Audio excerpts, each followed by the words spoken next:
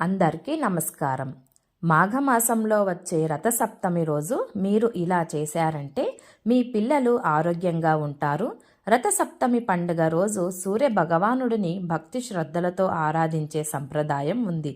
ప్రతి సంవత్సరం రథసప్తమి పండుగ మాఘమాసం శుక్లపక్ష సప్తమి తిథి రోజున వస్తుంది. ఆ రోజును సూర్య జయంతిగా జరుపుకుంటారు.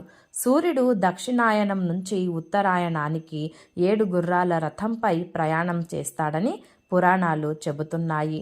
ఈ రోజున సూర్య భగవానుడిని ఆరాధిస్తే ఎంతో శుభప్రదమని చెబుతారు. అంతేకాకుండా కొన్ని నియమాలను పాటించడం వల్ల కూడా మంచి ఫలితాలు కలుగుతాయని చెబుతారు. పిల్లలు బాగుండాలి, ఆరోగ్యంగా ఉండాలి అంటే ఏం చేయాలి, ఎలాంటి నియమాలు పాటించాలి అనే విషయాలు ఈ వీడియోలో తెలుసుకుందాం. దయచేసి ఈ వీడియో ఎక్కడా స్కిప్ చేయకుండా చివరి వరకు చూడండి. అలాగే ఈ వీడియోకి ఒక లైక్ చేయండి. పురాణాల ప్రకారం సూర్యుని రథానికి ఉండే 7 గుర్రాలు 7 వారాలకు సంకేతాలని అంటారు. గాయత్రి, త్రిష్ణుప్, జగతి, అనుష్టుప్, పంక్తి, బృహతి, ఉష్ణిక్ అనే 7 గుర్రాల రథంపై సూర్యభగవానుడు స్వారీ చేస్తూ మేషం నుంచి మీనం వరకు ఉన్న 12 రాశుల్లో ప్రయాణిస్తారు. ఈ 12 రాశులను పూర్తి చేయడానికి సూర్య రథానికి ఏడాది సమయం పడుతుంది. రథసప్తమి అంటే సూర్యుడు రథాన్నెక్కి సాగించే ప్రయాణం ఈ రోజు నుంచి మొదలవుతుంది.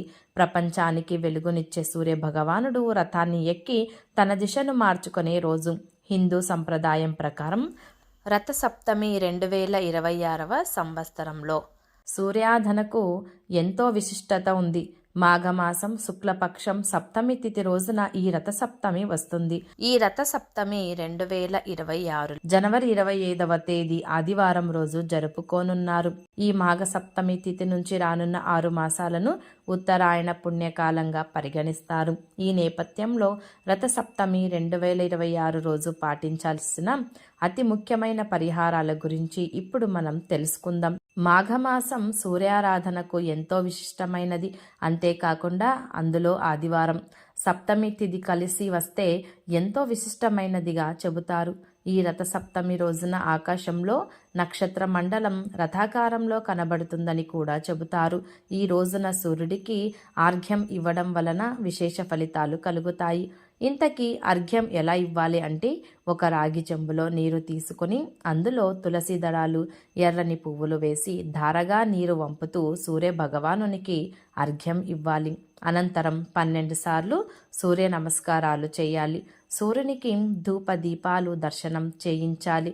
సూర్యుని సమక్షంలో ఆదిత్య హృదయం పారాయణ విధిగా చేయాలి. అలాగే ఓం ఆదిత్యాయ నమః అని 108 సార్లు జపించాలి. అలాగే సూర్యుడికి పాలు పొంగించడం వంటివి అత్యంత శుభప్రదం.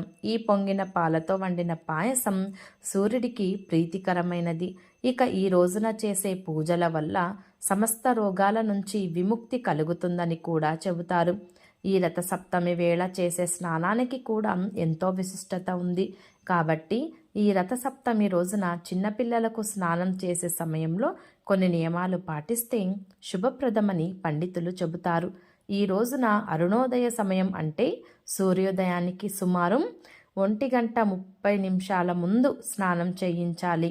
స్నానం చేసే సమయంలో పిల్లలను తూర్పు ముఖంగా కూర్చోబెట్టి అర్కపత్రాలు అంటే జిల్లేడు ఆకులను తల, భుజాలు, ఛాతీ, మోచేతులు, మోకాలు, అరచేతుల్లో మొత్తం 7 జిల్లేడు ఆకులను ఉంచి స్నానం చేయించాలి.